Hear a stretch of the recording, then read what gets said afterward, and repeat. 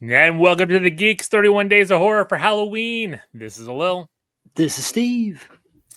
Tonight we have a special guest who picked the movie we're watching tonight, Mr. Mike D. Mike, introduce yourself to everyone out there. You've been here a bunch of times, so I'm sure a lot of our normal listeners know who you are. But hello, boys. Hello, girls. Hello, everybody out there in the listening universe.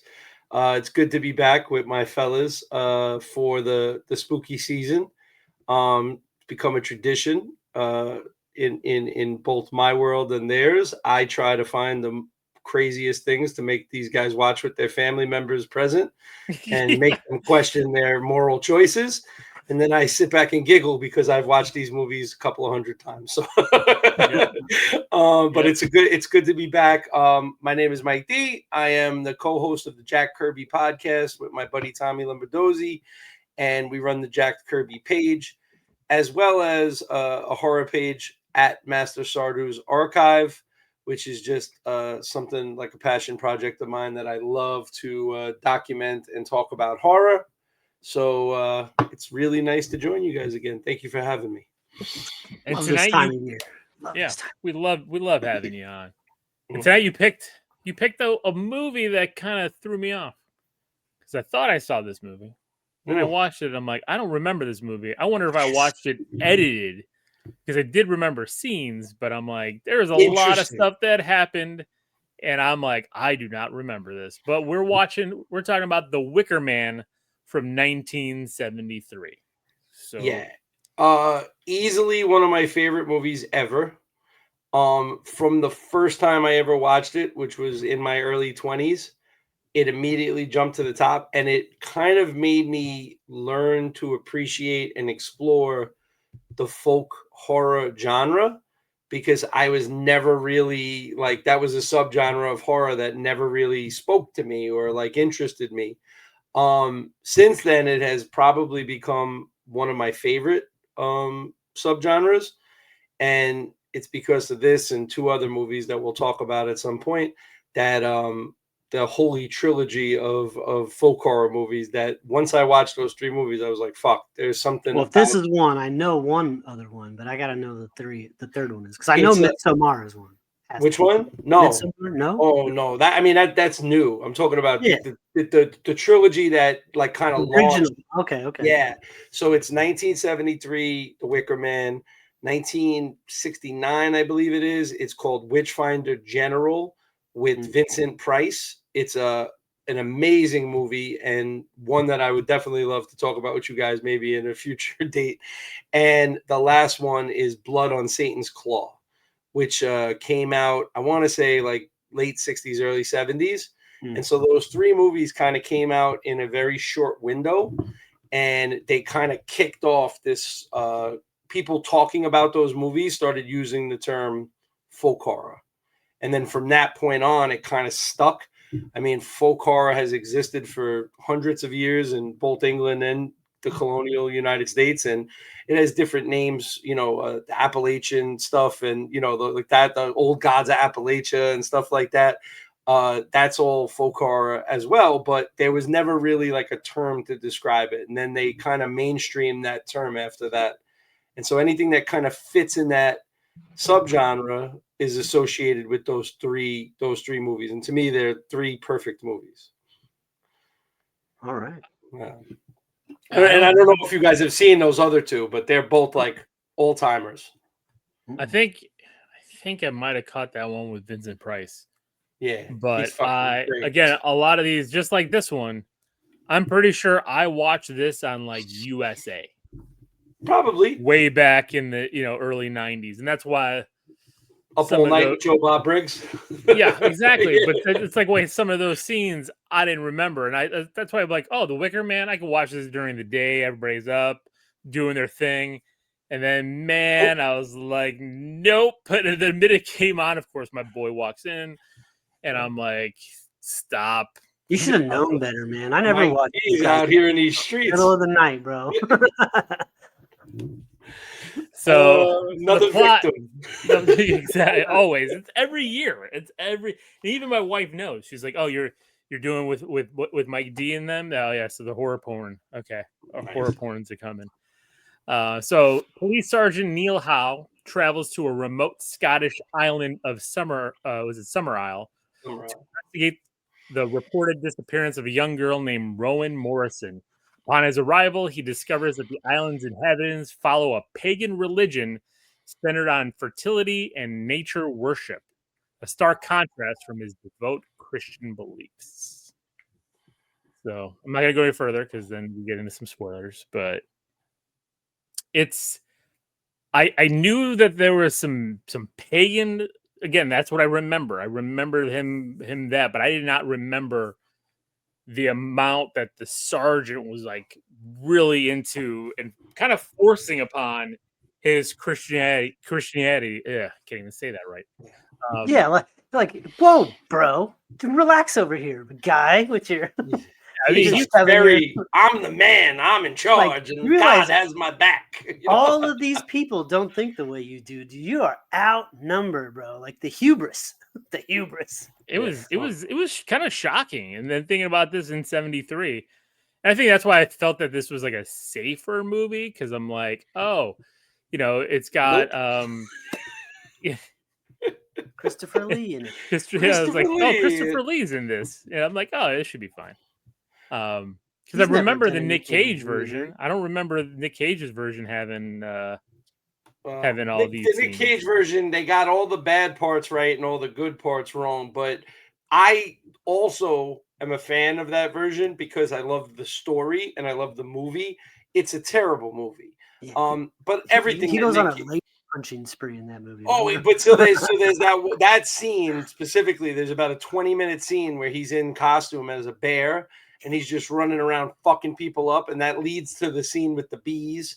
And, everybody knows, the bees, And it's become this kind of internet meme and sensation. But deep down inside, they did try to, I admire when people try to remake something and make it different. I don't want them to do like just a shot-for-shot Gus Van Sant Psycho. I think that's great. I think that's a good exercise for Gus Van Sant. I think he loved fucking Alfred Hitchcock, so good for him. But then, like, I could just watch Psycho. Like, I don't need to watch Vince Vaughn and Anne Heche play, Janet Leigh and Anthony Perkins. I could just watch it. So I admire when people take the swing. They failed, and that's okay. Because as far as I'm concerned, Nick Cage is a golden god, and he could do no wrong. And this just cemented it further for me because he was in The Wicker Man, which is like, again, I told you, it's one of my favorite movies. So even though he fucked it up, I'm okay with it. Because it's Nick Cage. That's fine. I there's lots of movies that I think are bad that I still like. Like despite the movie, I'm like, I still like it. I don't think there's a single actor that I give more of a pass to than Nick Cage.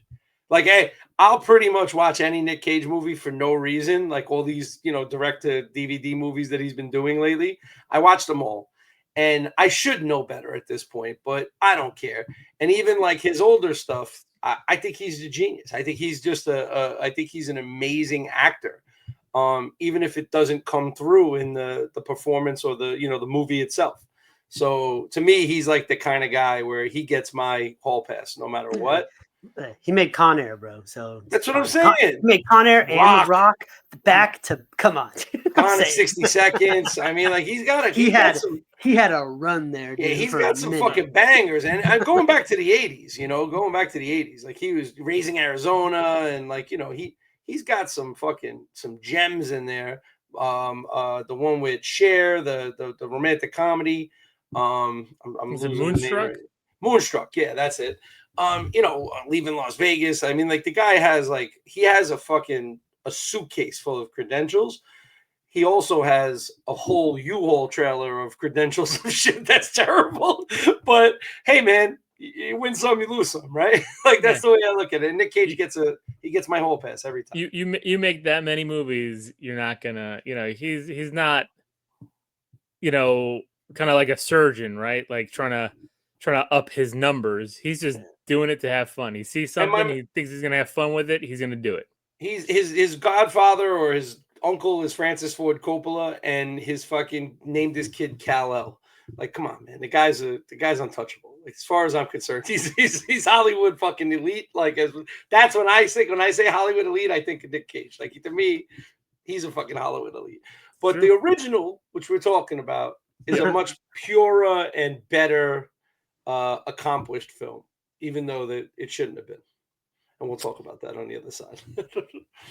Yeah, so I guess we'll start with giving kind of our ratings. Mike, I know where you're at since you've already said this is whatever the highest is. I want it to be as higher as the highest hero that has ever been given by a guest on the show is what I am giving this movie. It's a perfect movie as far as I'm concerned. All right, Steve. Yeah, I'm gonna second the hero. For me, it's mostly the vibe, like the tone you get from the movie. It's the sounds, the color palette, it's the score. All of it is just very unsettling, and every scene is like it feels like, I know I've seen this before, but it has been a minute, and I know I've seen the Nick Cage one since I've seen this one before. You know what I mean? So like, it was like watching it for the first time, and it's like every scene, you don't know where the fuck you're going. I mean, you know that cop's going to be yelling at some fucking body, but you don't know where you're going. You're going to go to a classroom, you're going to go to a fucking campsite, you're going to go somewhere, who knows? But you're going somewhere where that cop's yelling at somebody, or maybe somebody's fucking, I don't know. Who knows? It's a crapshoot. Could be happening at the same time a lot. Yeah, it could be happening right at the same time. And then it has a really dark ending, and it's very ominous, and it's like, that's folk horror though. Folk horror is like, it's not just one killer, it's that whole group of people wants you gone. So it's not just one killer you have to evade, it's like a whole community. Condoned killing. Yeah, they're like all about it. They're like, this is great. They are super juiced about it. So yeah, at least if somebody's killing me, I want to, there's anger, or there's, maybe they feel bad about it. No, they're singing and holding hands and fucking kumbaya. Like, it is. Yeah, man, it's scary stuff. I was curious, Steve, with the music, where you would come in on. It's weird. The music's just weird. So like, but it's like interesting. So. Yeah. No, I'm with you guys. I think it's a hero. It has its story beats. It has fantastic design. Fantastic. I mean, the acting was great. I liked the police sergeant. Christopher Lee is just, I mean, it's Christopher Lee. Like, in his exactly, like, he was just, every scene was just his, and he wasn't even in the movie that much. It's not gonna do anything for you. He's like, I disagree. Yeah, it's just the best. So good. And I loved kind of like the entire town. Like, I'm not even looking at it individually. It's just they were a character in itself. How they all acted, how they were all aloof, how they were just all over the place. They had a real Spartacus thing going on. Like, I don't know who that girl is. I don't know who that girl is. They were all like, what do you mean you don't know? It's like there's 37 people on this whole island. That one little girl is like, spills all the beans. Oh, that was so good. Immediately. He's like, what the fuck is going on? So good. Yeah. So I guess where do we want to start with the conversation here on this one? Do we want to go into the moral or the themes of paganism versus Christianity? Or are we gonna... Let me start off by giving just religion right now. a little background here, right? So this guy Robin Hardy, who made this movie, doesn't have a particularly long or stellar filmography. He made maybe a couple of things before this that were like just kind of like entry level, student level type, what every filmmaker has on their credential. And then the British Lion, because it comes up at the beginning, the British Lion films. In a lot of other countries, they have subsidies where they'll fund film projects, and in America, they're like, no, go fucking get an investor and get robbed on the back end, and like, you have to sign away all your rights and everything. Whereas like a lot of these other countries, especially in the 70s, were fostering these filmmakers and their creativity, but especially in the horror genre, because horror is a moneymaker. It's a fucking cash cow. And Bob Clark got to make Black Christmas for Canada, And, you know, we get a lot of these kind of exploitation movies made in these other countries. And the reason is because they would get the funding because they're like, yeah, we'll give this guy $1 million. He's going to give us back fucking 40. You know, like that was like the guarantee. It was like, if we have a hit, we're good. And it's kind of forward thinking.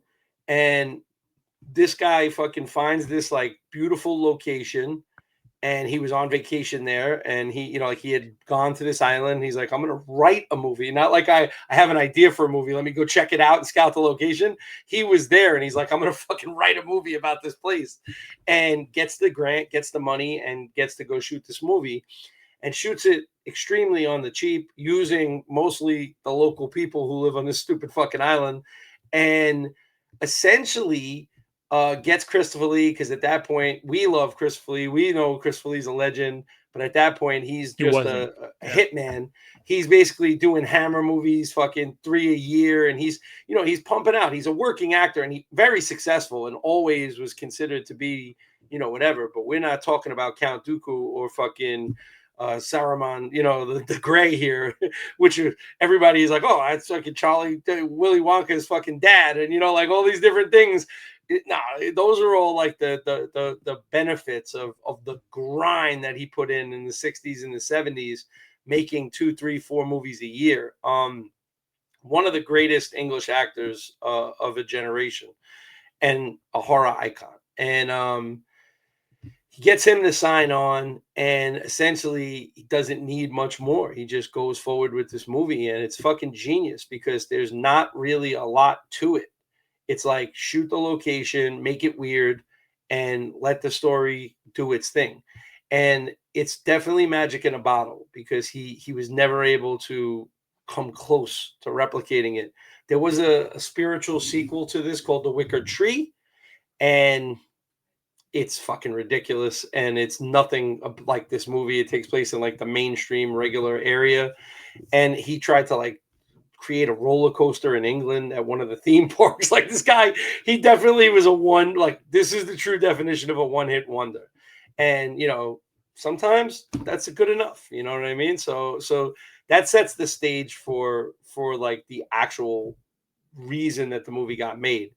I think the other thing is that nobody knew what the fuck he was going to do. So they were like, all right, would you take it to $500,000 or $750,000? Go ahead, take the grant and just go ahead. Most of the budget was making that Wicker Man.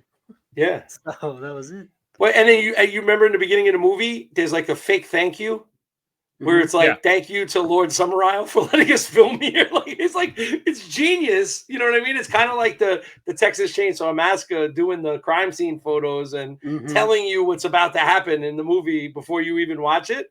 But like, he thanks Lord Summerisle in the opening credits before you see the water plane, which again, another just a great shot.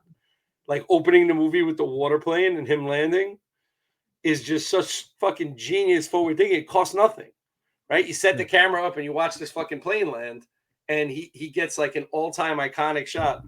Could someone send the dinghy? Anybody here been on a water plane, landed on water like that? Never. I guess it was pretty popular. Terrifying. Yeah. Scary. Sounds like the worst thing ever. We're just gonna land on the ocean right here. Ready? Fuck. Like, somebody send a boat. You know, like it's like, what do you mean?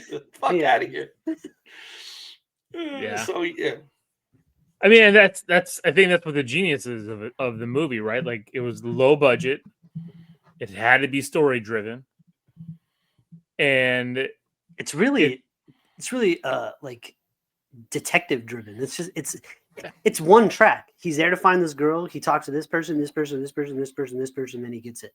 I mean, that's the movie. Yeah. Well, but he gets it, but there's other things going on around him, right? Like, you get to the bar scene. He's relentless though. He doesn't ever waver. So first, you guys mentioned the music. In my house, my wife, she hears corn rigs and barley rigs playing. She leaves me alone because that means I'm deep in thought. It's a song that I go back to constantly. It's like I don't know what about it that resonates with me, but it's so catchy, and you know, that's an element of folk horror, having that like driving connection where you don't know why you like it, but it's like, yeah, it feels like home. It feels like autumn. It feels like you know, like apple cider. I don't know. It just feels like fall.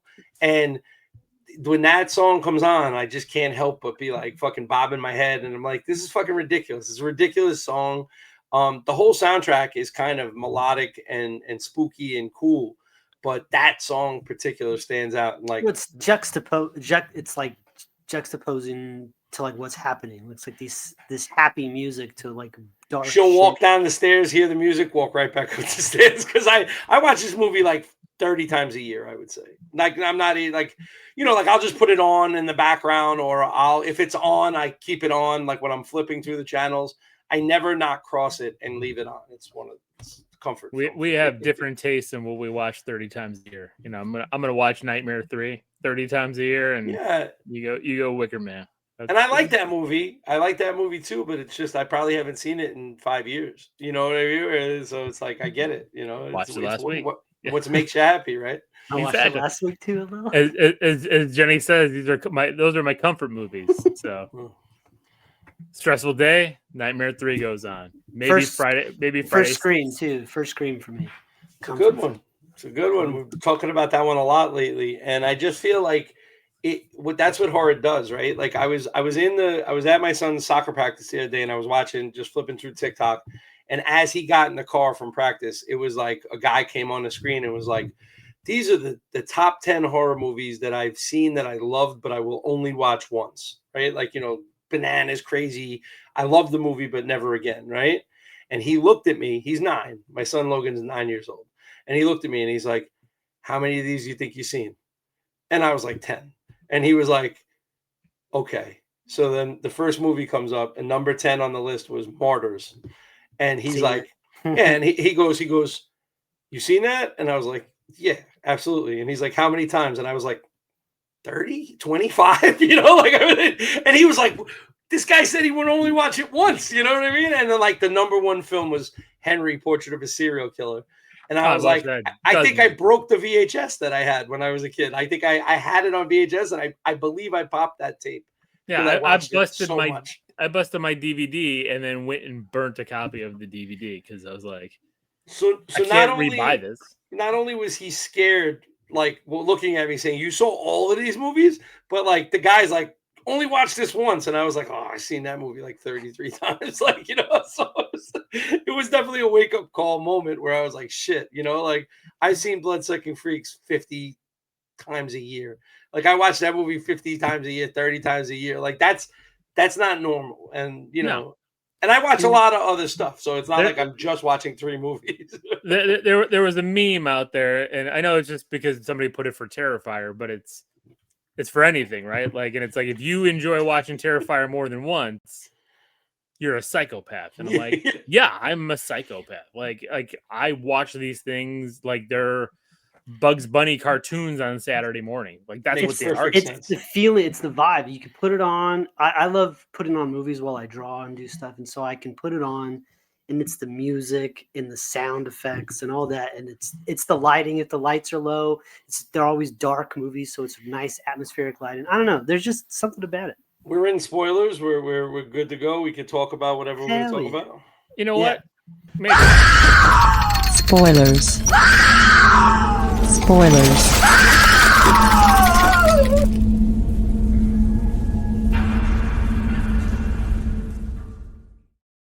So you mentioned the music, and you mentioned the opening scene, but right from the minute you get there, you know these fucking people, they're weird and they don't like this guy.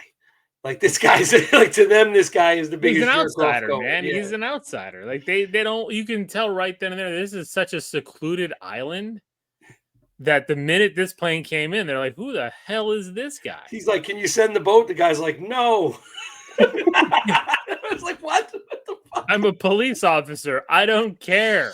I'm an officer of the law. Not here. Yeah, you got no jurisdiction, homeboy. And when you pick a setting like this, it does the work for you, right? Like the way the buildings look, the way the shop looks when he goes into the chocolate shop, or you mentioned the bar scene before with the bartender's daughter, who's Britt Eichland, another famous actress. She's really well known for the Pink Panther. with Peter That's where I've Sellers. seen her. Yeah, I'm and sitting here looking at her, and I'm like, I know. she was a pretty popular British actress at that time, but she was in I think it's the Pink Panther, the original. It's the second movie, but it's from the Pink Panther series with Peter Sellers, right? Peter Sellers. Yeah.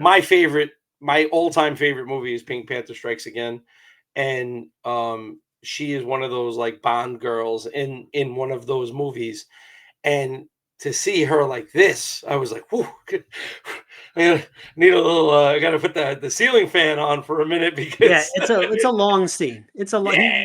That scene's got a long runway for a young man. It's yeah, a- man." And that guy, he was And you see struggling.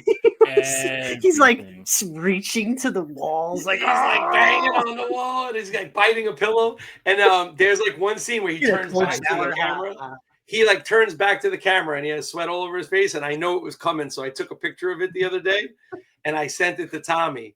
And I was like, this guy looks like you, like whatever. I was like horny all the time. And I sent it to Tommy and it was like, I caught it right at the perfect, like I watched this movie so many times. Like I know it's shot by shot. And like at one point he's at the door and she's on the other side of the wall doing the banging and, rubbing her tits on the wall. And then he turns back. Like to the camera is looking at his back and he's like face to face with the camera and he's like just in agony of horniness, And then very matter of factly, the next day she comes to wake him up and he like slept in. The guy like lost all his fucking moral compass. He has no rules and ethics anymore, like at the window. And she wakes him up and she's like, I thought you were gonna come visit me last night. And he's like, I'm engaged to be married. And she's like, what does that have to do with anything? And I was like, oh my God. I was like, oh, it's like right away. I was like, it was just her delivery is so cold and like tonight, come fuck. Like, she was like, she was really putting it out there. Like, I'm going to bang on the wall again tonight, buddy. Like, you better be ready. Which if you think about it, right? Like we're in spoilers, so I'm going to say it, but like, the weird message of this movie is you should have gone and did it because you wouldn't have died. Like they killed you because you were a virgin. My man would have became an apple farmer quick. 2 times. He would have been out there making chocolate bunnies, making fucking fish heads. Like he would have did whatever they wanted. So on one hand, you don't bang and you die. On the other hand, you get some of those and you become an apple farmer on this sweet Scottish island. Like fucking, I don't know, man. It seems pretty one-sided. It's like the scene in Harlem Nights when the guy calls, hey, put your mother on the phone. Yeah, I ain't never coming home. He hangs up the phone. Like that would be it. I'd be like, send her a telegram. Hey, wedding's off. I'm an apple farmer. Peace. Like that would be it. Like that would be the end of it. With his badge. Lord Summerisle. Yeah, and my man Lord Summerisle definitely has some wild nights. There's a couple of scenes in there where he gets to, explore his Rocky Horror roots and he's doing his best Frankenfurter impression in a couple of those scenes and stuff like where he's willing to. This is fucking Christopher Lee. This is like this like classically trained, amazing actor, and they got him in fucking makeup and a wig, and he's dancing around with scythes and shit and. He delivers some of the most amazing lines I think I've ever heard in movies in this movie. His voice and the way he delivers lines is iconic. And like at one point he's like talking to him about Christianity and he's like, I believe in Christ the Redeemer or whatever. And he's like, your gods had their chance. It's our turn now. And I was like, what? Like it's just such a great line, and it's like he's not gonna just tell you straight out what he's saying. He's not gonna just give it to you. He's not gonna be like, look, we have a cult, join the cult. Oh, he lets this idiot espouse all this religious stuff, and he's like, where's your God? Where is he? He's not here. He can't hear you. And then there's the famous scene with him in front of the Wicker Man with his arms in the air and his hair blowing. And that still has become the iconic shot of this movie with the Wicker Man in the background with the flames and everything. And you're like, man, fucking Christopher Lee could just he chews scenery. Like he fucking eats that shit for breakfast. He does. He was interviewed a couple of years ago, and he still brings this movie up as like his favorite movie he ever made. He says regularly. Yeah, he would always say that, and he stood by that. No, I mean, look at the locale. He got to get flown out and hang out with a bunch of beautiful women on a probably bang Britt Eichlin if I had to guess. I would assume Christopher Lee was the one who took that down for the weekend. He was the actor on set for sure. He was the one who was like, "Hey, oh shit." Yeah, my man was definitely tearing it up. And there, then there's so many little great scenes in there. I mean, the schoolhouse scene is amazing. The maypole scene is great.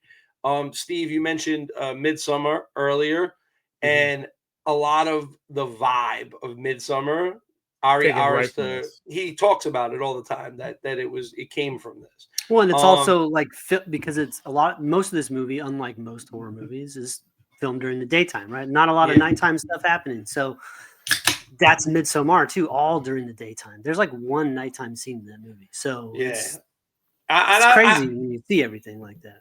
I'm a defender of that movie. I love that movie. Again, I like folk horror has become like my go-to subgenre, and that's a movie that people either love it or hate it. And a lot of people don't like that movie. A lot of people don't like Hereditary. Those people are fucking dumb. Good. Yeah, but those people are dumb, and I'm okay with that. I can live with that because I know I'm on the right side of history. And when I pitched this movie to you guys, I kind of thought. I remember Alil said he thought he saw it. And then Steve was like, no, I never saw it.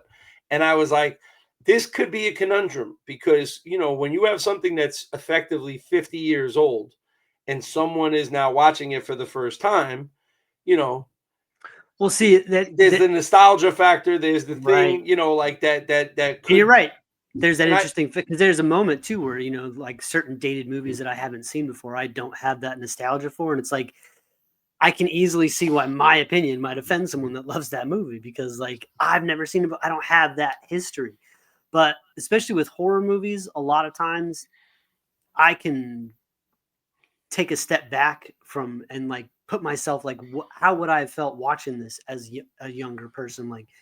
So it's a little bit easier with horror movies to let some of that stuff go, especially when it's a period piece. Like like I feel like this is a period piece, even though it was like a constable. He's like got his fucking police dome hat. It was released in 1973, and it was supposed to represent 1973 in England and this island.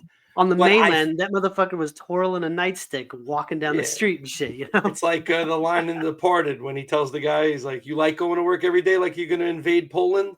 Because he's a fucking highway patrolman. It's like to me, this was meant to be a topical movie at the time, with the roots of this country. This is what goes on in these country places. When I watch those kind of movies, I could immediately buy in. When I watch a movie like, let's say, for example, you mentioned Nightmare on Elm Street 3 or, Jason Takes New York, only because I have a connection to it for 30, 40 years, can I look past the ridiculous sweatsuits and the bombastic rapper on the train who Jason, is like, yo, man, what's your problem? Like so stereotypical dumb shit.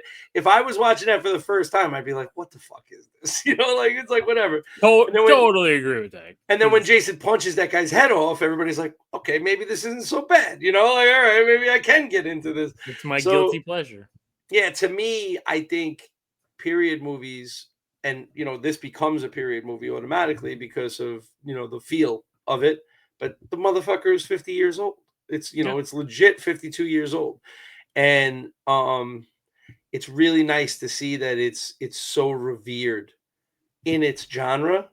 It's like the way people consider the Lord of the Rings in fantasy, or the way people consider like Star Wars when it comes to sci-fi and shit like that. To me, those three movies that I mentioned are that like foundation of this subgenre, and it's so cool that Christopher Lee would go to his grave saying this was his favorite movie. It's so cool that the hottest filmmaker making movies today, Ari Arista, thinks that these are the fucking best movies ever, and he wants to only make movies like this. Like, to me, that means something, you know. So I'm really glad you guys liked it. What was? Well, yeah, I was gonna say, go ahead. and it doesn't. It's not like, this goes into the horror genre, right? But it's not what your typical horror movie is, right? Like, we don't get any kind of, I don't want to say scares, but you don't get, it takes a while to build up. Like, we know something is wrong. We know something is not clicking, but there's no jump scares. There's no music cuts where it's like you get that violin slicing through something. It's an very, underlying right, ominous dread. building. And if you don't pick up on that, I could definitely see people being bored. But you're watching the movie and you're like, there is something off about every one of these scenes. There's something off about this school teacher teaching these kids this thing. There's something off about those kids in the Christopher Lee's backyard doing their little pagan dance and naked and stuff like that. Like, there's something. The police sergeant coming out of his window and seeing just all these people in the field having sex. Like, it was just, what is happening? That's like, when what I was kind hoping. Of place is this? I was hoping a member of your family would walk in during that. Like, that would be a real good explanation you have to make. They did. It was my father-in-law. They were all out in the pool in the back.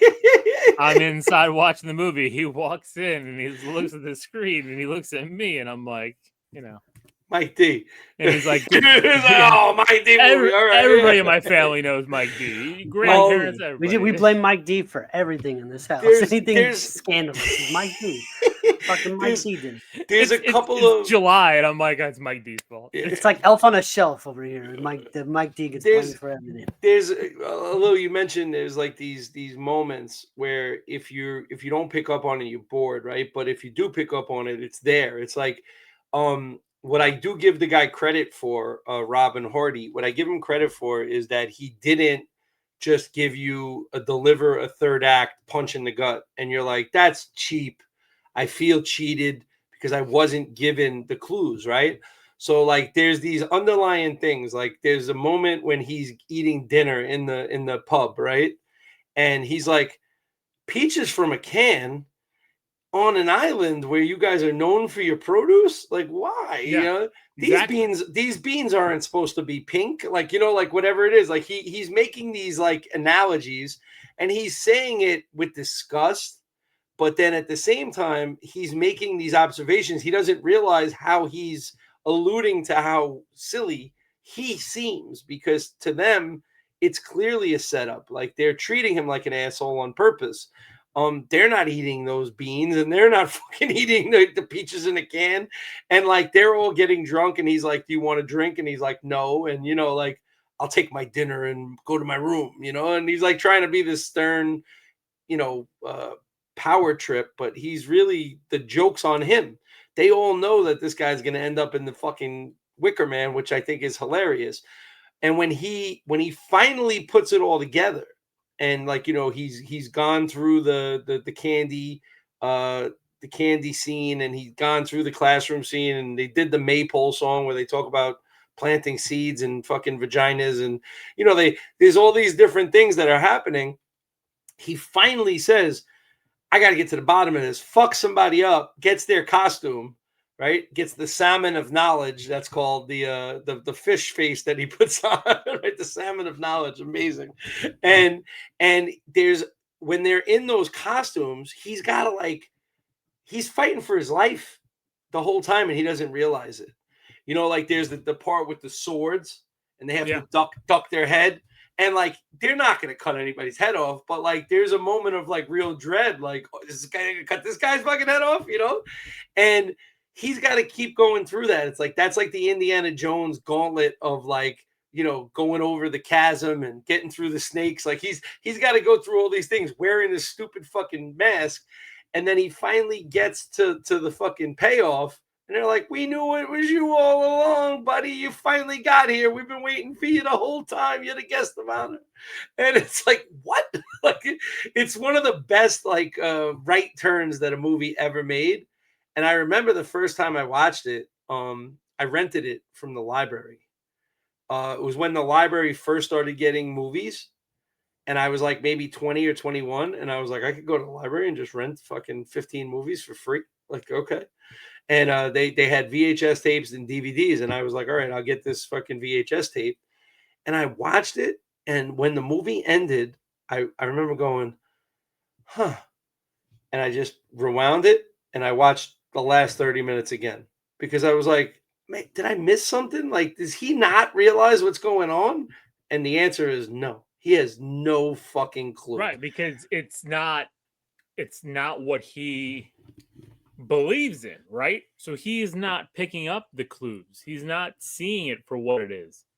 He's not, they woke him up. They were loud on purpose. You know what I mean? Like when they set that weird pan candle in his room to freak him out. My favorite image in the whole movie. All a setup, and that's the thing you pick up on. Yeah. And then when the girl shows up, and they're running, and she's like, "Oh, we gotta go this way. We gotta go up. We gotta go this way." A little wave, It's like fuck you, But that through that whole thing, he actually thinks he's making progress towards the end. Yeah. Because he finally says, "I'm not going to be by the book anymore. I'm going to fuck this guy up, take his costume, and I'm going to infiltrate, and I'm going to go undercover." Right? Like he's like Tom Hanks and Dan Aykroyd in fucking Dragnet.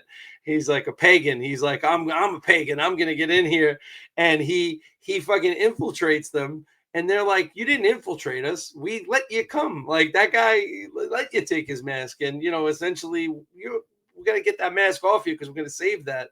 Because we're gonna burn you alive, in real time, while everybody has gets their balls sucked probably on the beach, that's probably what accompanies the burning, all you had to do was like open the door the other night, and you could have been hanging out with us, but no, balls would get sucked too, it was like you blew it, buddy. And then there's that great. They do a good job of like getting him up in the chest cavity of the Wicker Man. And then the camera pulls back and you're getting this real long shot of the breath of the Wicker Man. You know what I mean? And I remember growing up and hearing about Burning Man in South Dakota. And one, I was like, oh, these people are disgusting. What a bunch of dirtbags. They're in the middle of the fucking desert for 2 weeks. Like, who the fuck would ever want to do this? Like, that was in my New York brain. I was like, this is the most disgusting thing ever. I can't even imagine it. And then I would see these effigies that they would burn, these like big, giant fucking bonfires. And after I saw this movie, I was like, I get it. They're just going out there and communing with nature and fucking, like, that's what it is. It's like, that's the old way, so to speak, and that's what folk horror really kind of. Still probably a lot of like gonorrhea out there, Yeah. Now especially it's gone mainstream, right? But like it's like you can't rub cream of mushroom on that and cure it. You know what I mean? Like so, it's like essentially things have gotten a little more complicated.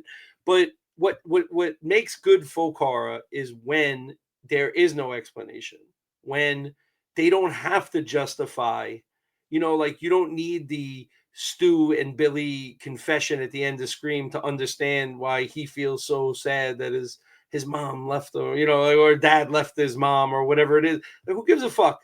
Like in folk horror, it's like, we don't fuck your feelings. Like this is what we believe. And it's because it's the way. And essentially that's so magnetic as a storytelling device that you don't have to explain yourself. You don't have to justify the killer. You don't have to, it's all justified. It's what they believe. But it's like, to them, they're just like, it's fucking Tuesday, buddy. Somebody's got to get in that thing. We didn't build it for nothing. You know what I mean? Like, it's like, bro, someone was going in that thing one way or another. The day. The harvest has to come in, bro. You're getting in that thing. It's like Shirley Jackson's The Lottery, or Dark Harvest, which is a recent entry, a great book, a decent movie, but like I love that movie. I thought it was very I thought it was very good, but the book is one of my favorite books in the last. It's 10 a really years. good book too. But to me, that's like the example of like, it doesn't have to make sense. Like, you don't have to square it with the story and then have a nice wrapped up, Well, right. bow That's on how, it. and this movie ends just like that, right? It just ends with him burning, them singing, and that's the movie. Like, there's no explanation after. There's no year from now where we see all the crops and everything all great and they're getting ready for next year kind of thing. And like, we don't know. It's just, it's it. And we did what we needed to do. And they continue. The movies that are successful in that genre nowadays do that. Like Midsummer, the way Midsummer ends with her with all the flowers and the zoom in on her face, and then it's just like, does she stay? Does she stay? Does she become the queen of this fucking village? Does she, turn, I don't know, like want to go home? It doesn't matter. Like, that's not the moral of the story. Kill List is another movie. I don't know if you guys ever seen Kill List by Bill Whitley. He's one of the Kill List is a great movie where you think you're watching a movie about a soldier, and he's like now he's like a private contractor who like solves problems for people and stuff, and you think you're watching like a Ray Donovan movie, and then about fucking an hour into the movie you find out it's like a folk horror cult movie, and you're like, wait a second. And it's got like one of the greatest 20 minutes endings that you'll ever see, because they lean full into the whole cult thing, and you're like, and then it just ends. To me, that's the way you have to end those kind of stories, because I don't need the wrap up. This isn't Evil Dead. This isn't a franchise. This isn't Hellraiser where I need to. And then he dropped the box and she picked up the box. Like, this is meant to be a message, and the message is, believe in the old ways, and eventually they'll pay dividends, right? So. To me, and especially as a history teacher, I love this shit. So folk horror for me is a win. And now I know at least we're going to do one of those other movies next year. You guys got to save it. Sounds good. All right. Well, I think we talked the Wicker Man enough. So definitely, if you guys have seen the Wicker Man, let us know what you thought. Not the Nicolas Cage one, this one. And if you haven't watched this one, go and watch this one. And then watch the Nicolas Cage one. Yeah, but not with the kids around. If you have kids. And that's it for tonight. Mike, thank you again for joining us. Thank you. This is a little. This is Steve. This is Mike D. And until tomorrow night, everybody, keep it creepy.